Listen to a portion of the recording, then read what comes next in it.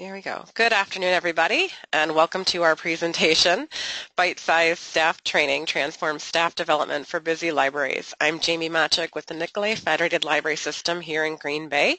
It's a sunny and cloudy afternoon, but at least the sun is out.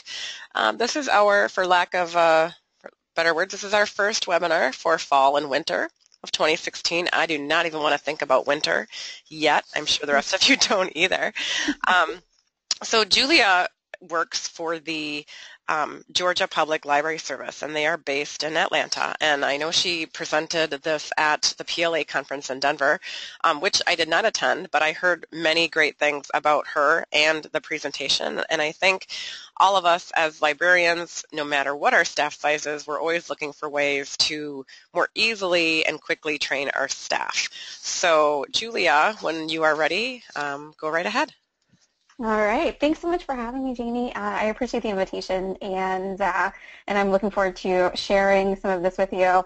So we will go through my presentation today, and a couple of things for you. One, let me go ahead and navigate. So here's a picture of me, and I think you saw that in Jamie's pre-show session.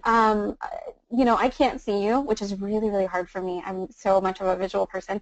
But I will ask you to do some engagement pieces. So there are some chat opportunities. So please don't miss those. Even though you can't see me, I'm totally I'm hanging on to every word that you're chatting to me. So do ask questions, and I look forward to chatting with you in the window. Otherwise, it kind of feels like a one-sided conversation. So I am the Director of Training and Continuing Education for the Georgia Public Library Service, like Jamie said, here in Atlanta. And we're where we don't pronounce half of those letters. So Jamie did correctly call it Atlanta. Here, though, we say Atlanta. So you'll hear a couple of other of those Georgia things. So, all right. Before we get started, like I said, I like to hear from our audience. So I want to know, what role does training play in your position? Are you a trainer, a library administrator, someone in charge of a team? Essentially, what brought you here today? So who do we have in the room? Okay, so I'm seeing some things come in the chat box. We have a library director, another library director, someone who coordinates continuing education for their system, probably much like you do, Julia, a library director, a trainer, a library director. I came because we have so many training needs and we need to keep up with change. I'm seeing a head of circulation, 19 reportees. Trainer is my piece of my system job. I'm part of the management team. I'm part of a library director. I'm a public relations coordinator. So it looks like we have a mix, but it looks like a lot of these folks have training as part of their position. Cool. Well, and I think that's really important, and an important thing to note. And in Georgia, it sounds like we have something pretty similar. So here in Georgia, we have 63 library systems, and I like to point out we're actually 47th in the country as far as per capita local funding, and so we provide quite a bit of state funding. But as far as local funding is concerned, we're not necessarily the best funded in the country. And the reason I like to point that out, though, is because that's where our staff positions come from. And so if, for example, you have a system that has lots of counties, you might only have one or two actual degree librarians, and then they're shouldered with a lot of different tasks. And so what we've got in Georgia is a little bit of a mix. We have people who are trainers / web developers / PR people / reference managers. You know, so we have a lot of hybrid positions. And so as far as dedicated trainers are concerned, we don't have a lot of those either. And so if you're someone who is wearing quite a few hats, then please feel you are in good company. And so what we're going to talk about today is we're going to talk about some of the barriers that people have for training, and then some of the tips that we can use as whatever our position is, even if it's not dedicated trainers, to really revitalize what we're doing in our libraries. So And Jamie, I think that, is there a way for folks to chat with both of us, with both organizer and panelists? Is that a possibility? I hate for you to have to, your voice sounds, I don't want you to lose your voice. So if there's a way that we could do that, I'm happy to read things out. Yeah, let me make you organizer too. Let's see how that works. Now you should be able to see everything, anything that comes in. Okay. All right, awesome. So you're both. I just wanted to make that easier for you. Okay, no problem. All right. Okay, and so I wanted to talk a little bit about some of the barriers that we have for training here in Georgia. I did a survey of folks statewide, and so asked them a lot of different questions about, what were their primary barriers to training. And so lack of time, lack of support or funding, sometimes training resources. I wanted to make sure that they had plenty of those. I also asked them if maybe the training topics that they wanted or needed weren't offered. I also did ask people if maybe they didn't have any interest in training. We do have a CE requirement here in Georgia for all licensed librarians. They have to engage in 10 hours of CE every 2 years, which really isn't a lot. But some people very honestly answered that they had no interest in training, which I have to applaud people for being honest. So I would ask you kind of the same thing. What's the big issue that you see in your library? Is it, as far as training is concerned, is it lack of time? Do you not have the support? What do you see as far as some issues there? And I'm watching the chat panel, so hopefully we'll see some things come through.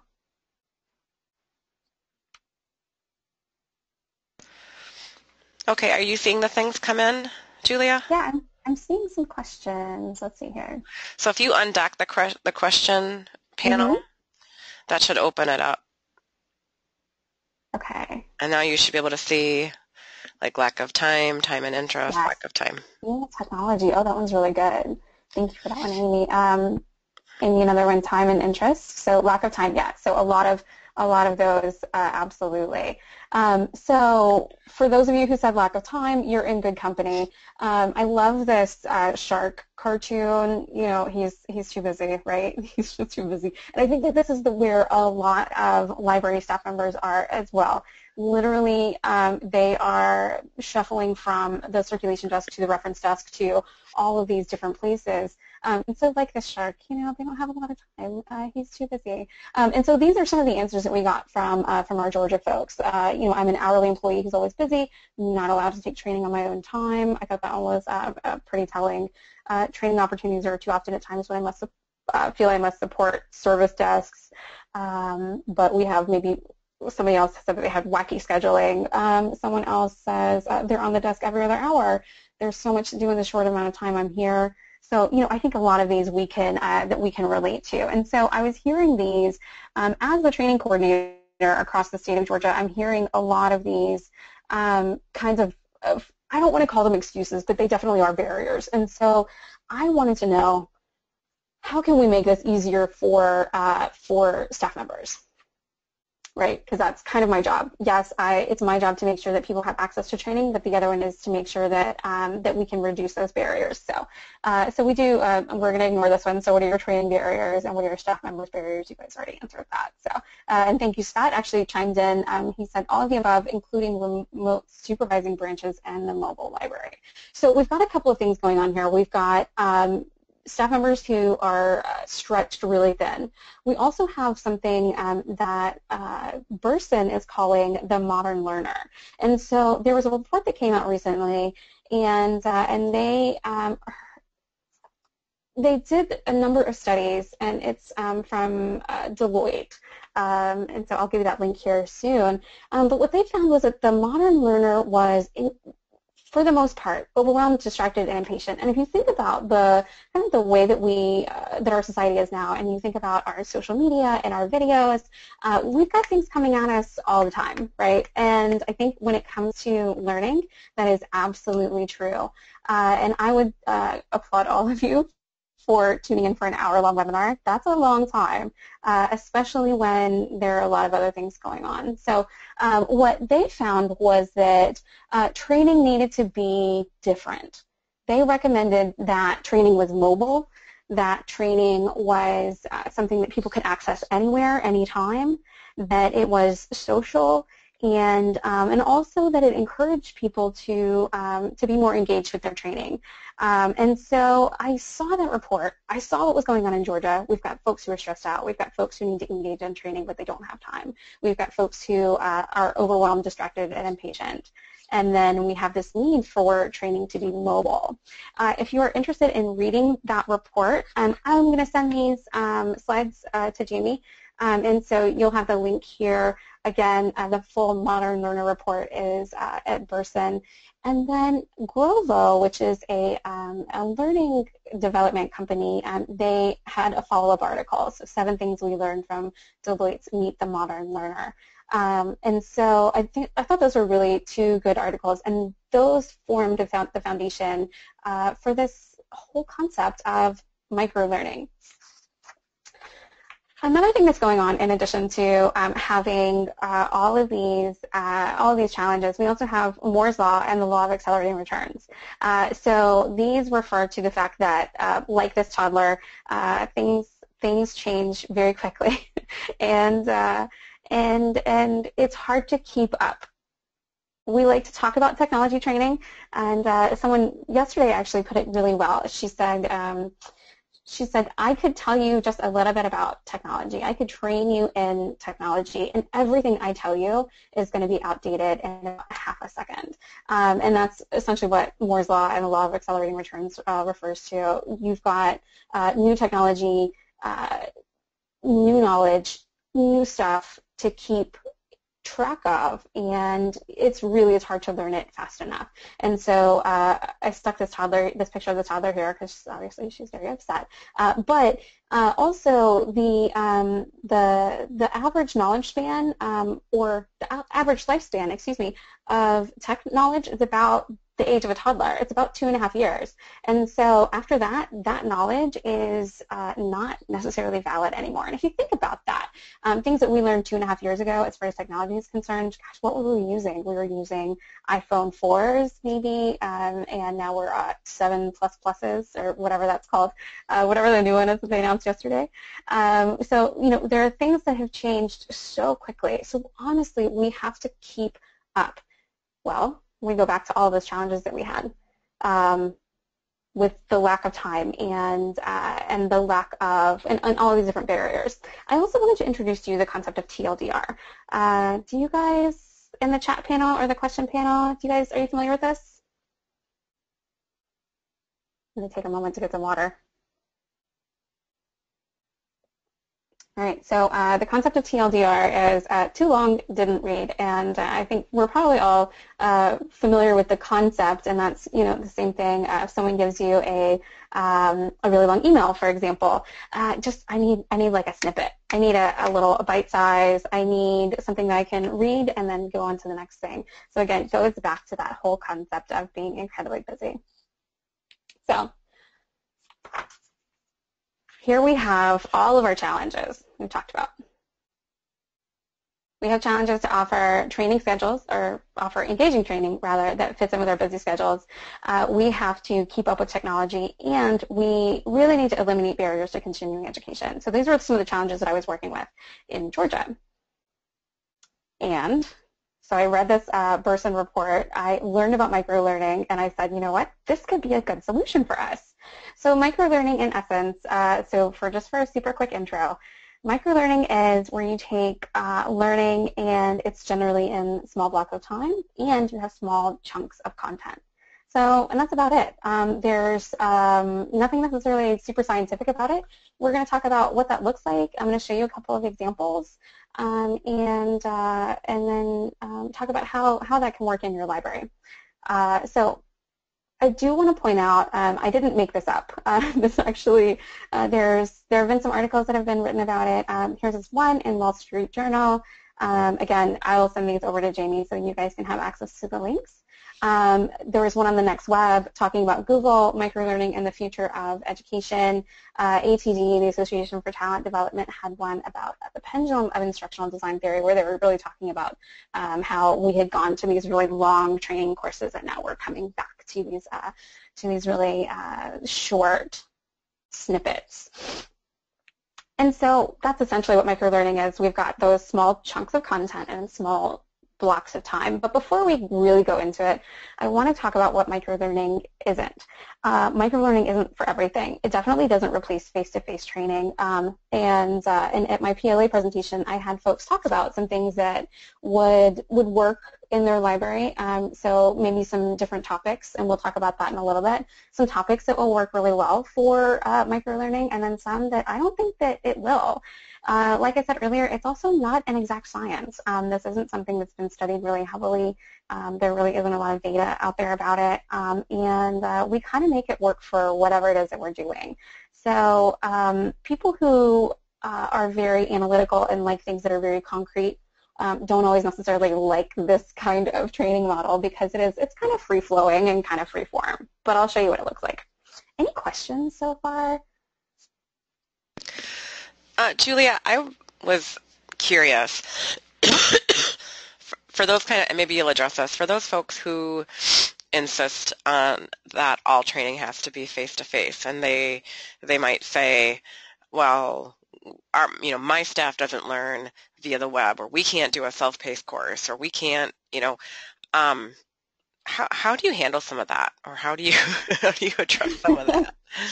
Because I think this is going to be the way a lot of training goes, because we know that resources are going to shrink, and we're not going to always be able to do face-to-face training. So I kind of feel like as a trainer and an organizer myself that we're going to see more of this, unfortunately, or fortunately.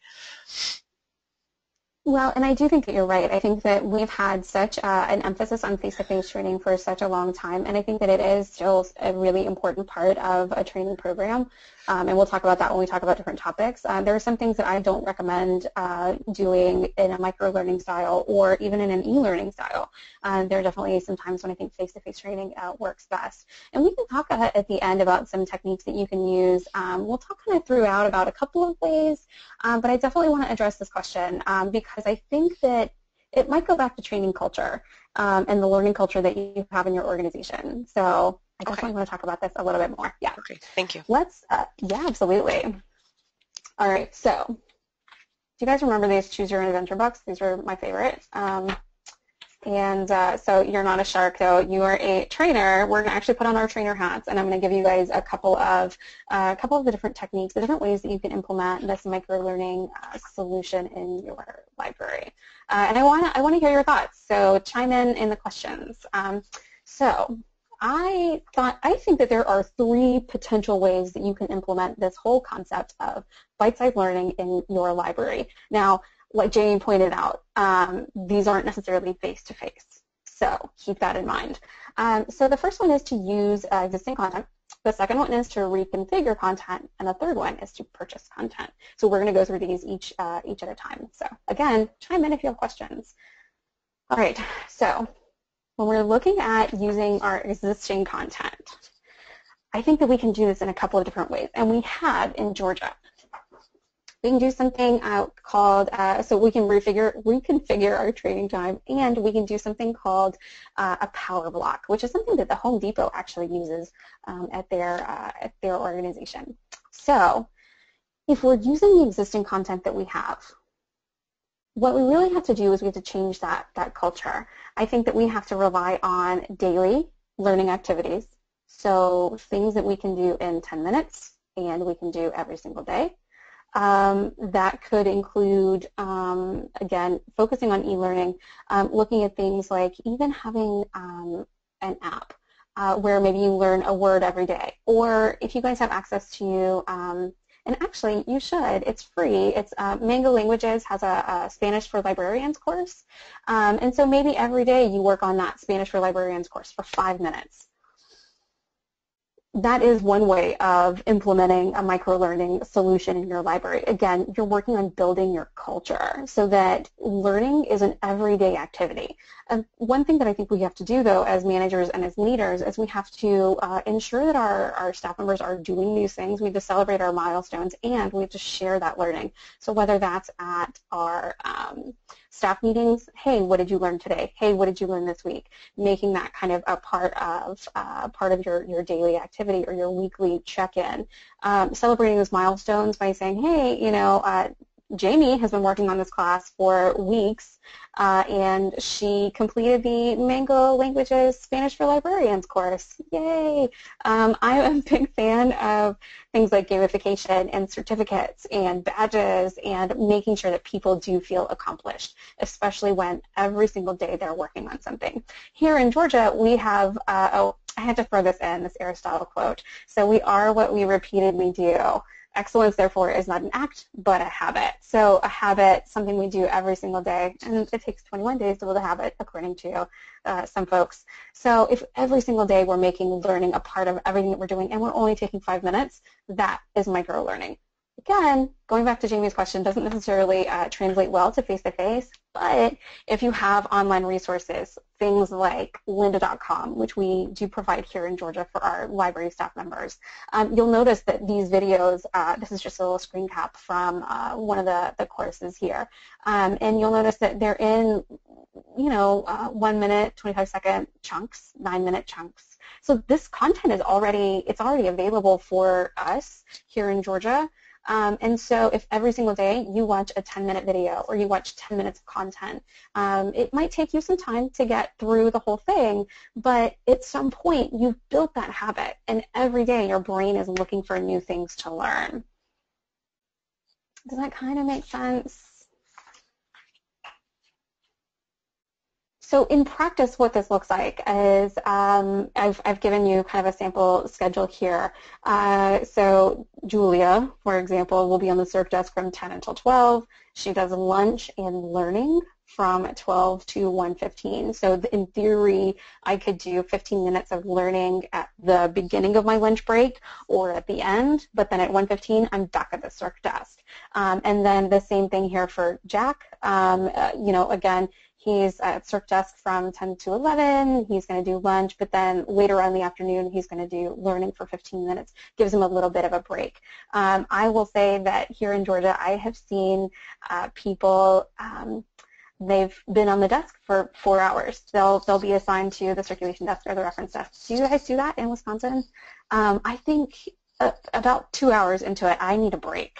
I'm going to be honest. And so I like to make sure that people have a chance to just kind of clear their head, and learning is a great way to do it. At Home Depot, which is headquartered here in Atlanta, they do what's called downtime learning or power hour learning. And so if there's kind of a slow point in the day, instead of having the person just stand there at the register, or in a library's case at the circulation desk, you can say, you know what, Jamie, why don't you head on to the back, go take care of your learning. We'll cover the desk for 15 minutes. Go take a break. See you back here in 30 minutes. Go do your learning. And I think that's one way of making that happen. Again, takes kind of that daily commitment. Any questions about kind of how that implementation strategy works? Jamie, I keep going back to your question because it's such a good one, and I'm thinking, tell me what you think. I think that if you did like even a lunch and learn kind of thing every single day, and had maybe just something, maybe someone comes in and teaches you a skill. Maybe today we're going to learn how to knit in 15 minutes, or just kind of something that you've got going on that everybody can engage in face to face. I think that could be a really powerful thing. What do you think?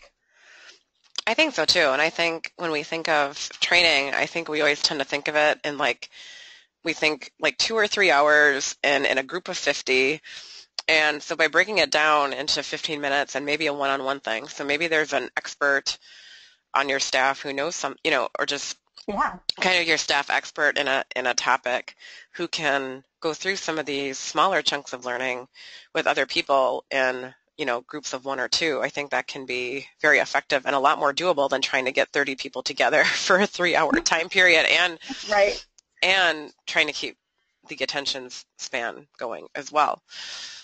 Yeah, absolutely. You know, and even I'm thinking about a library that I worked in one time, and we had a list of people who spoke different languages.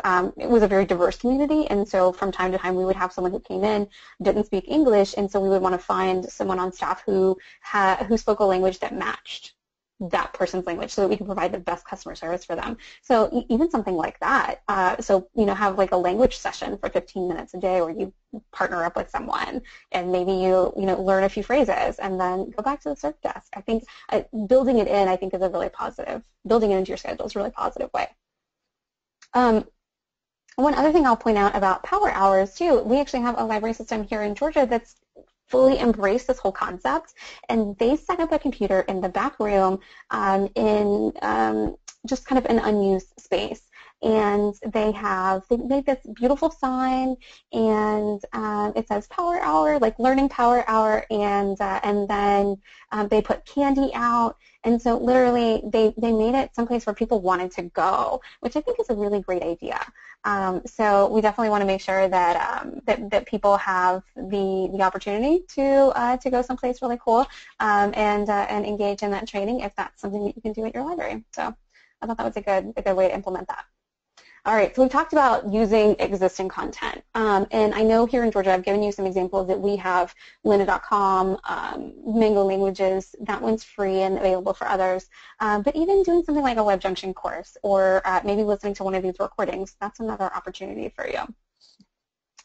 Okay, so the next possibility for doing microlearning is a little bit tougher, and that's to reconfigure content. And this is actually something that we've done in Georgia.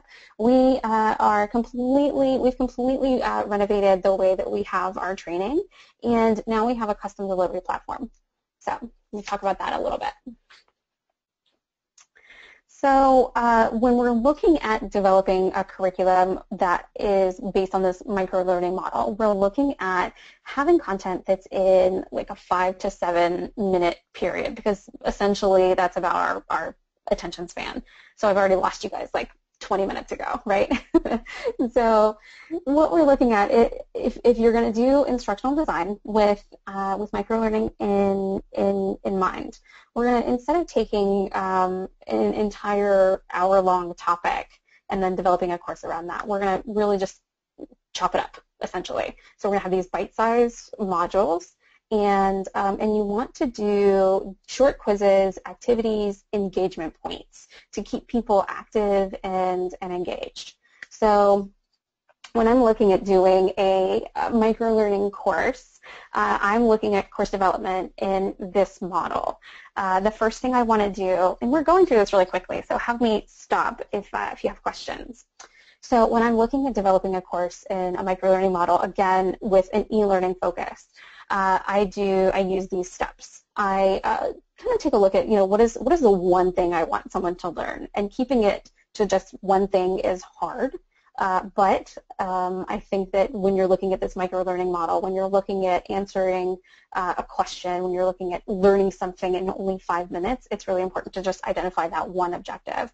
So I identify the objective, and then I decide how I want the course to go. And I'll use a couple of different tools. Sometimes we'll do like video format, or I'll build something in, I have access to Articulate, Storyline 2, so I'll do something in that. And that's a great tool if you have access to it. I noticed that Jamie had built some stuff in Powtoon, which is fantastic, and that you can have access to as well. So there are free versions of those. I don't know if Jamie, you might pay for the fancy version. I have yet to do that, although you can do some cool things with it. I also have a formula that I use, and that's ICE.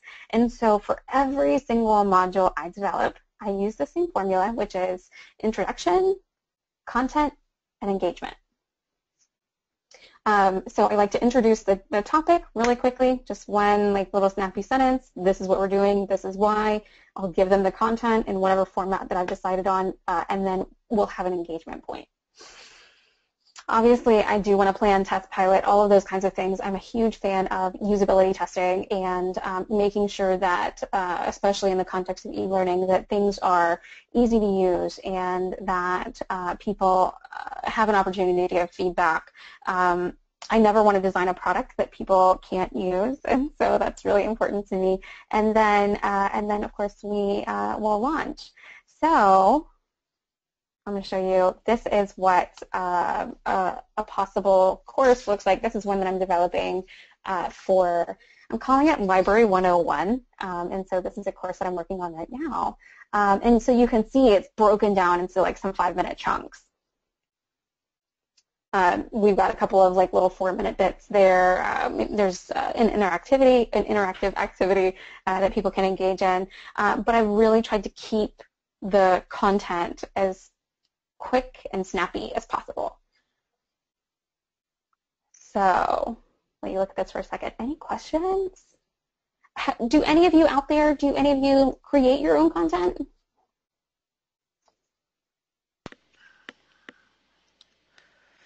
So if any of you do create your own content, please share that in the chat box and maybe share what kind of content you create. Yeah, I would love to hear that. I'm just thinking if there, maybe some of you have, like a staff, a new staff orientation type of thing, or some kind of module, or some kind of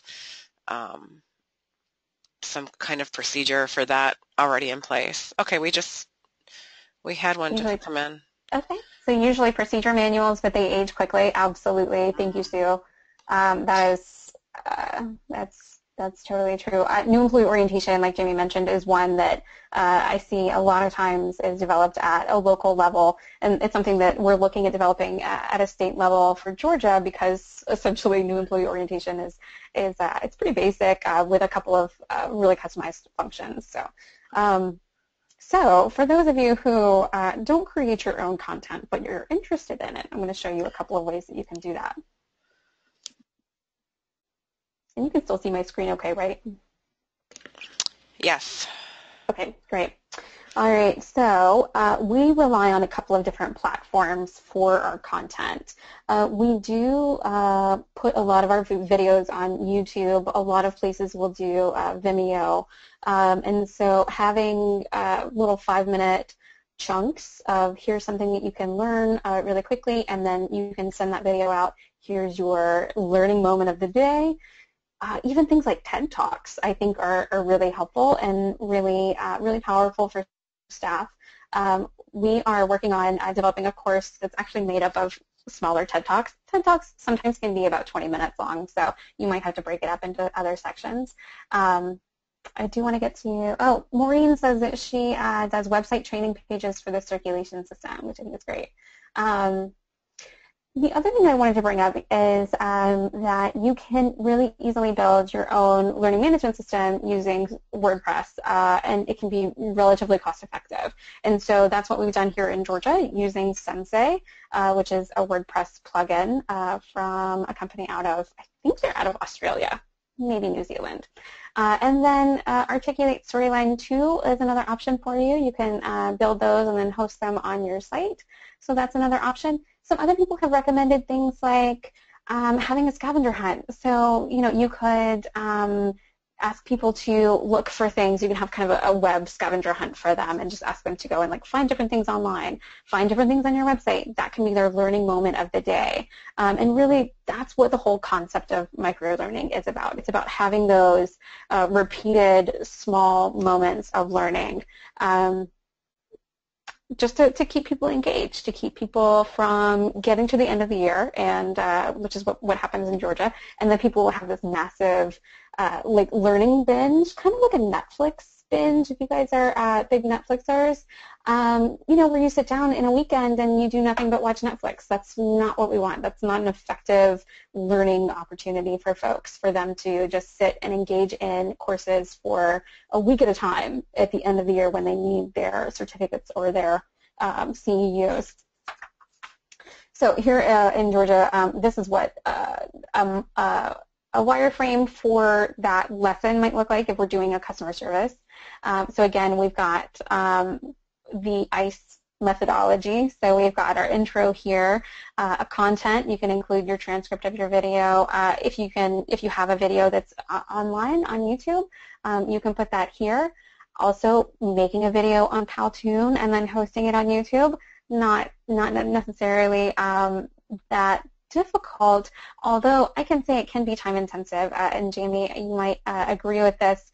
I spent about 45 minutes on a like 2-second video one time, and then I had to just kind of trash it at that point. I was like, I can't. This is taking up too much time. So hopefully you're a more effective Powtooner than I am.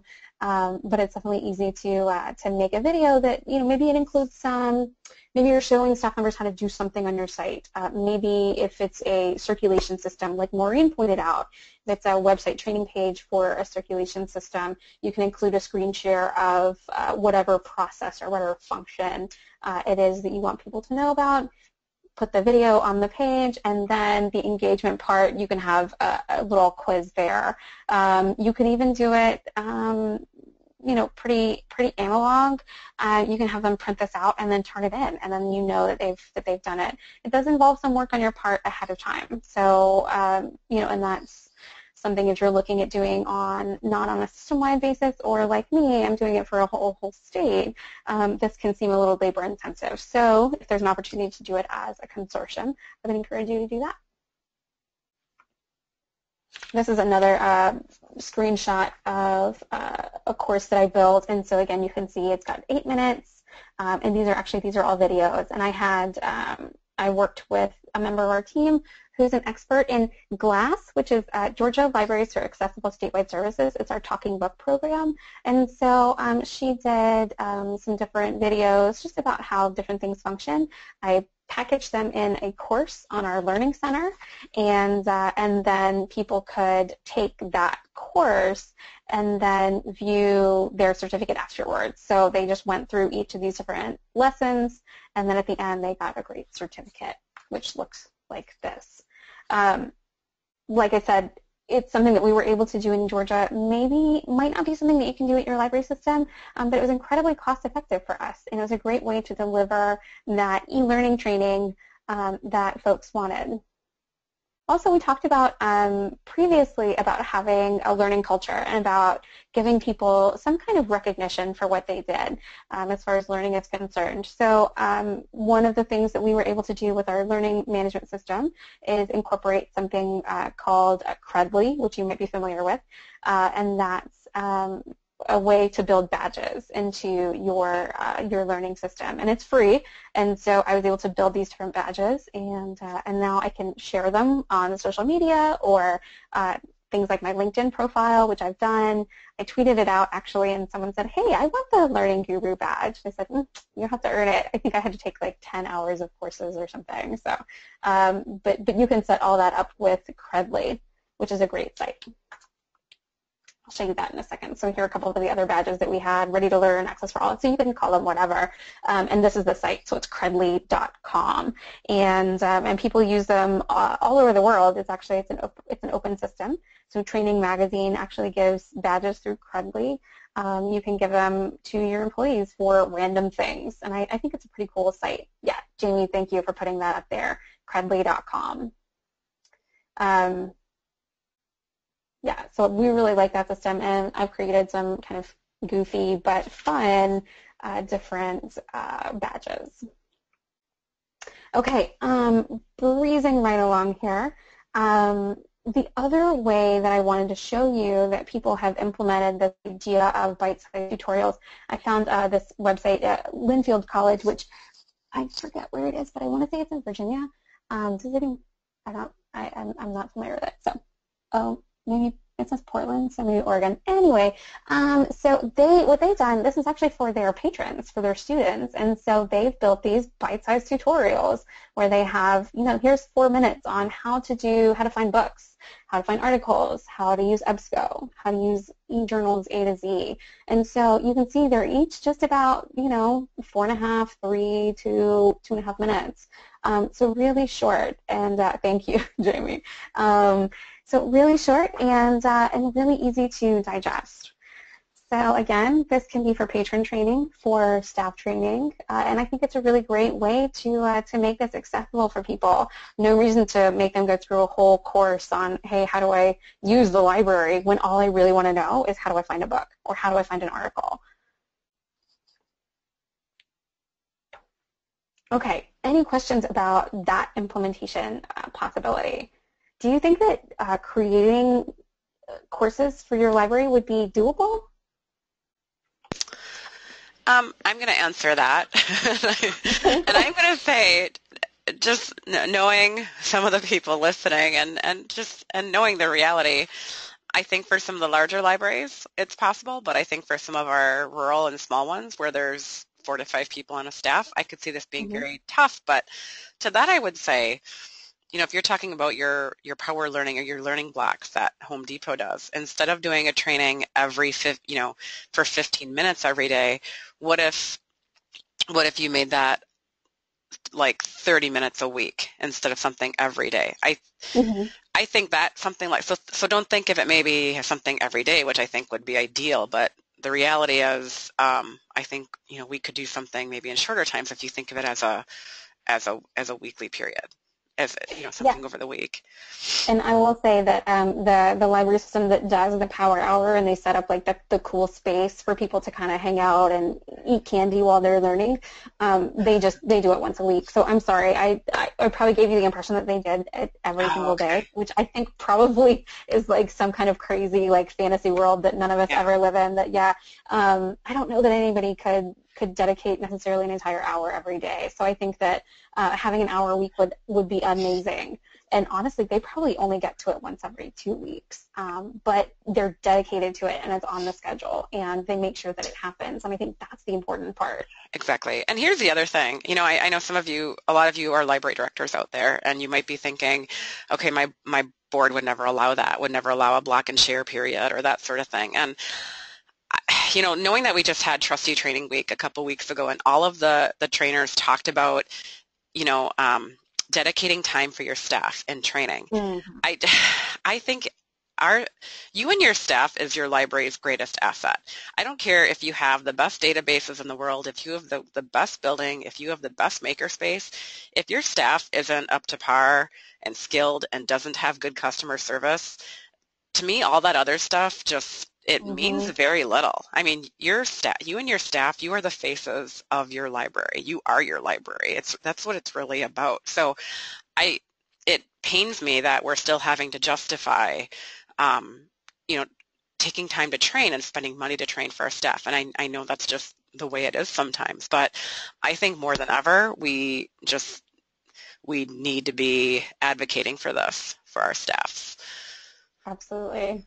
Absolutely, and I would completely 100% agree with you. And I've worked in systems where we couldn't have staff development days. Our trustees, our governance organization, they wouldn't allow us to close for a whole day to Wow. do staff development days. Is that something that you do in Wisconsin? We're getting, I think more are happening, and actually one of our larger libraries in our system, they've been able to close, I believe, 4 times a year to do staff What? development, which is, That's and all it amazing. took was asking and approaching their board and Right. saying, hey, this is what our staff needs, this is what we need.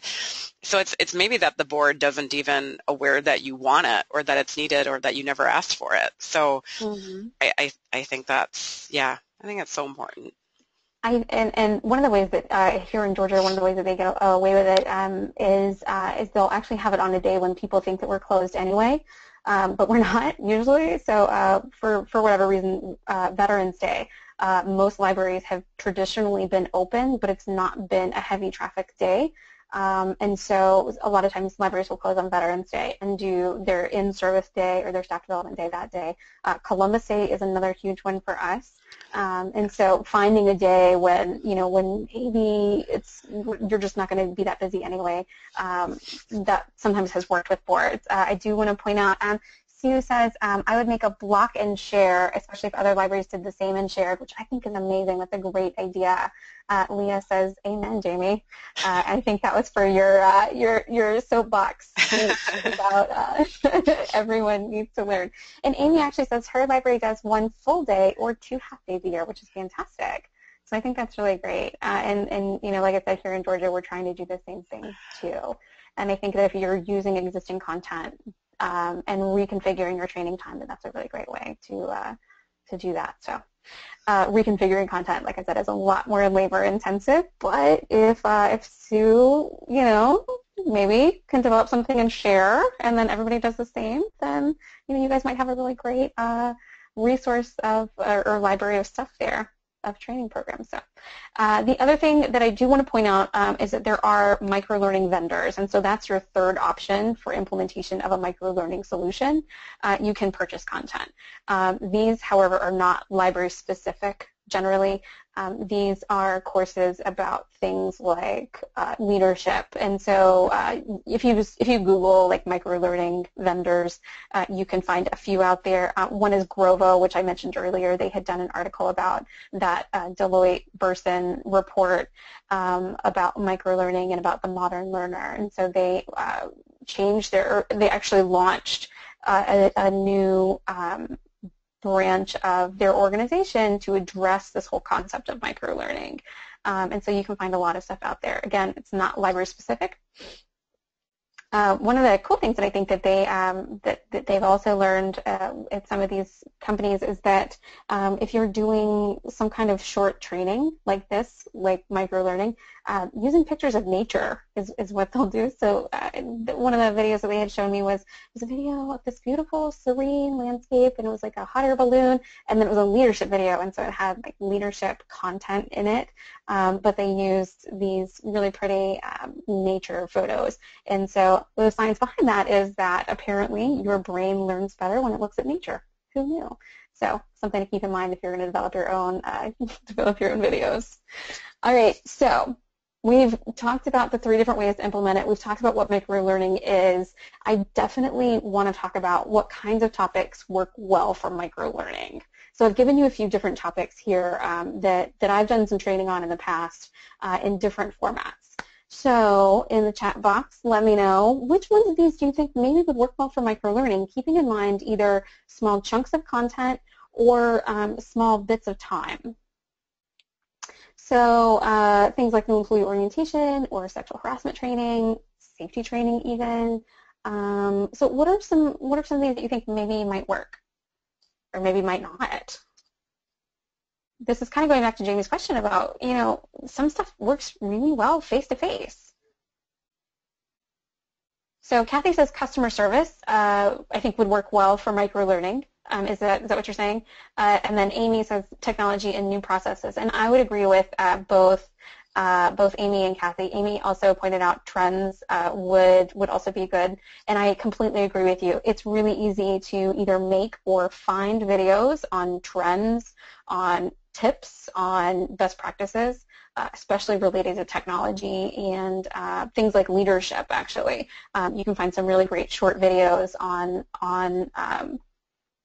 kind of in a micro-learning format.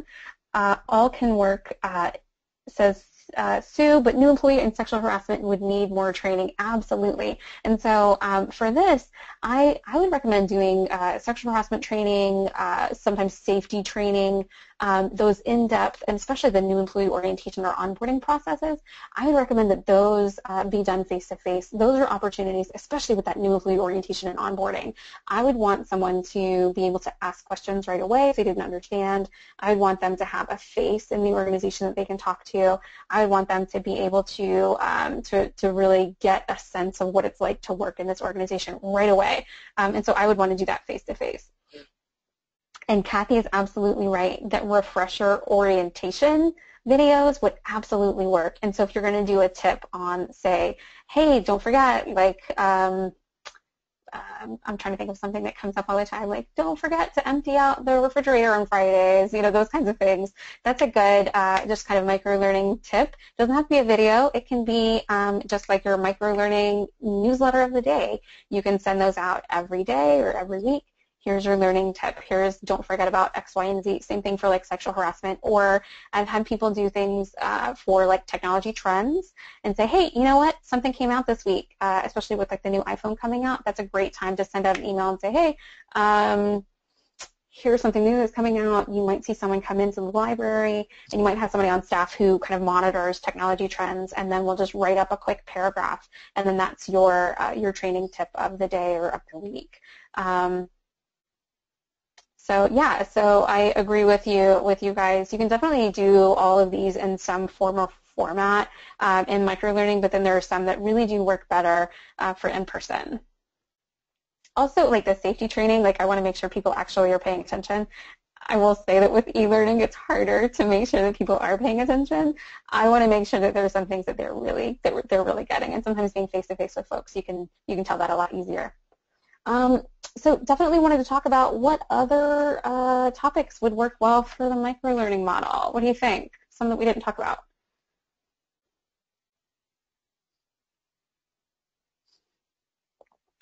We are running out of time, so if you don't have any, that's okay. Updates on local resources, absolutely. Good one, Amy. Also, if you have things like a new database, I think that would work really well too. Give people 15 minutes. Hey, all right, take this 15-minute span, go learn how to do X, Y, and Z with this new database or this new resource. That one might work. All right, if you come up with any others, let me know. Just pop them in the chat window, but I'm going to keep going. Okay, so if you're thinking about making this work for you, one thing that I would say is to start small. And I say that because it's not always doable to completely revamp all of your instructional content at one time. In fact, if you are able to do that at one time, I might ask you how you did that because I know it's pretty time intensive. I would identify what your specific learning barriers and your specific existing training opportunities are, and I'd work within those realms. So if time is a huge issue for you, then maybe having 30 minutes every 2 weeks is going to work really well. And maybe you guys are going to rely on existing training through ALA or or Web Junction or something like that. I would also encourage you to work with your staff to develop a learning culture that's authentic and that really works for you. You might have a staff that really doesn't respond well to things like, pats on the back or an email that says, hey, good job, or something along those lines. Maybe what really works for them is like a $5 gift card to Starbucks, or something along those lines. So if you're a leader or a manager, I would encourage you to find out what motivates your staff members, and use that to reward them or to help them feel encouraged about their learning. The other thing that I would recommend is to rely on what I like to call learning evangelists. We have folks here in Georgia who I will call and say, hey, we're having this workshop. Do you mind sharing this with your staff or with your colleagues? And because I know that they are just as passionate about training and learning as I am. And so having that network of folks that I can go to and say, hey, we're really excited about this. Can you maybe share this with your folks? And then they can go out, and then that way people aren't hearing this from just one person. If you've got other people on staff that you can get on board with you with learning in general and really help them be excited, then they can share that excitement and they can spread that to the rest of the staff. And I've seen this happen in both positive and negative ways, right? So bad apples and all of that, right? So we want to share those positive things, those good things, and help folks feel supported and encouraged, and not just hearing that one voice, making sure that you've got other folks in there who are also encouraging. I do want to point out a couple of the challenges. We have just a couple of minutes here. So failure to have continuity can be an issue. If people have access to resources and they're doing really great and they've got their schedule and they're doing microlearning, and then all of a sudden they run out of content, or if someone isn't there to help them find new content if you're using existing content, or if someone is making content and then they stop, that can definitely be something that can hinder this whole process. I would also encourage you to stay engaged with your staff. Make this a part of your regular staff meetings. Hey, what have you learned today? What have you learned this week? What have you learned this month? Share it with everyone, and it becomes more of that culture.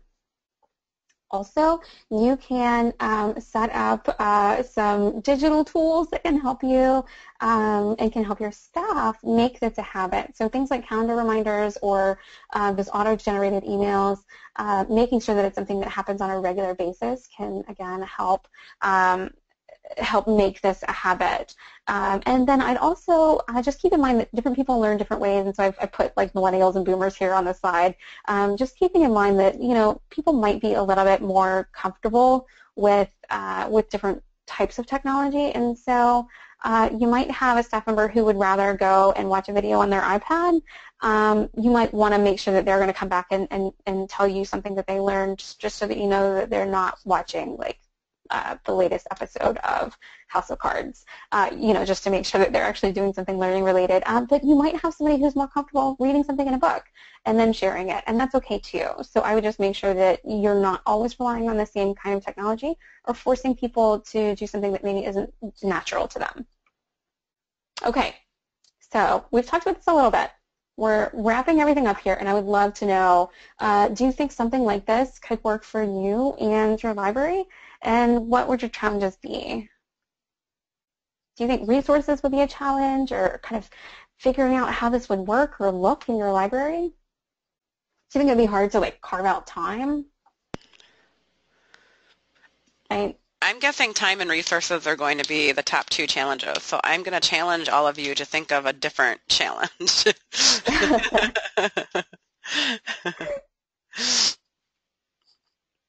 And I would say, you know, Jamie, we've got so many great resources in the country as far as library training is concerned. It might not always be perfect, but you know, there are some things out there. So let's see. So my time to create content, Kathy says, would be a challenge. Time would be a challenge. Also, attitude of some staff members. Amy, you are absolutely right. That's a good point.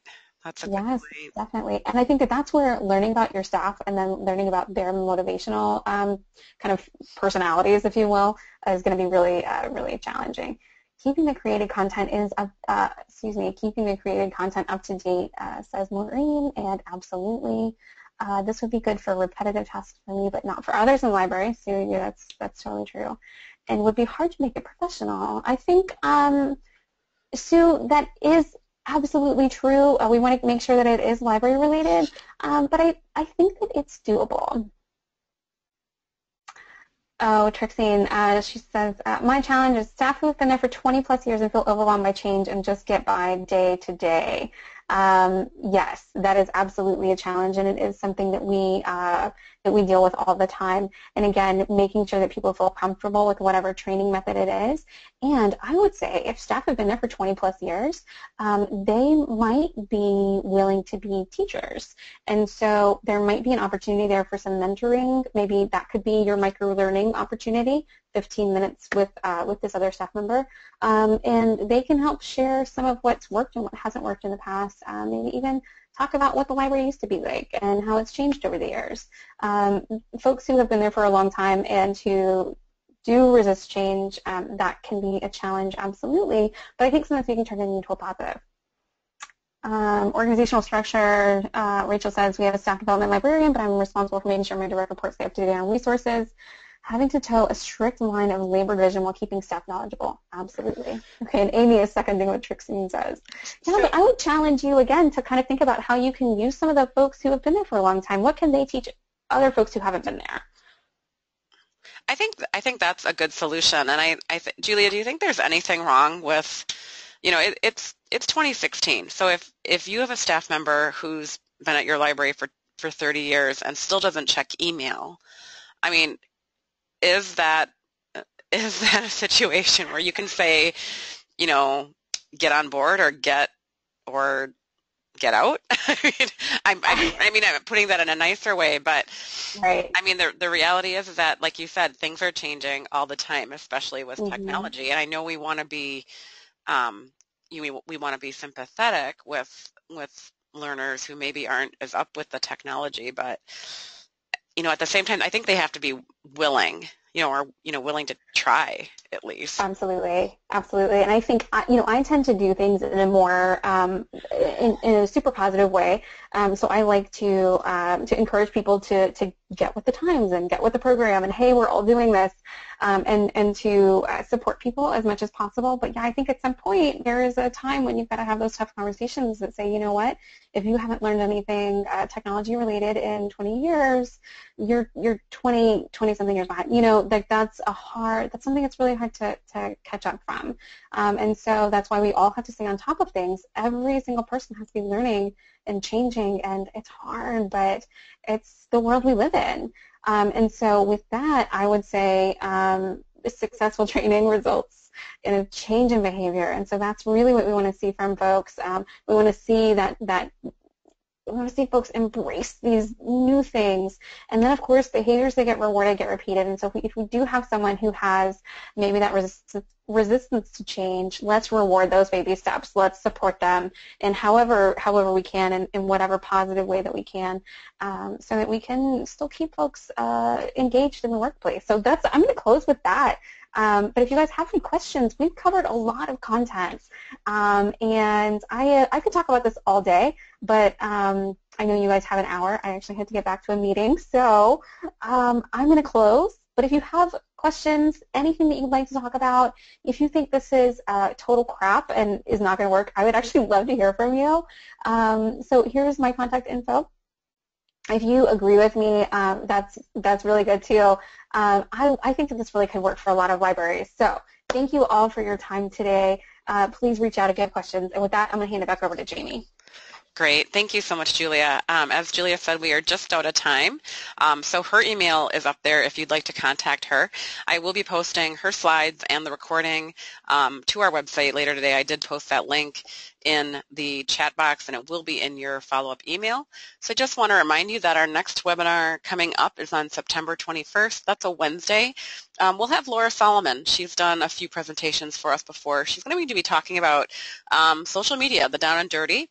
That day at 10 a.m. And of course, all of you are welcome to register for that as well. So again, thank you, Julia, for all of the awesome information. Thank you to all of you for participating in the chat area and for your responses. That's so important in a presentation like this. And I hope you all have a great rest of your day and a great rest of your week. So long.